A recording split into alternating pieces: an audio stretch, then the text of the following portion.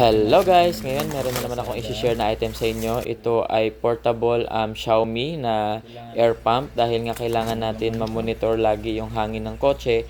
At the same time, pwede mo din gamitin to sa mga pahangin sa bike, sa bola, sa e-bike. So very useful din to lalo na portable siya. I-charge nyo lang tapos madala nyo na kahit saan. Hindi nyo na kailangan magpunta pa sa mga gas station pa. Meron ka ng sarili mong air pump or inflator.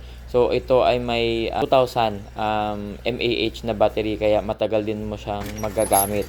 So itatry na nga natin to sa motor muna. ADB. Meron ditong motor yung ito, naka-ADB yung 29, kapitbahay 29 natin. So itatry natin kung effective nga ba.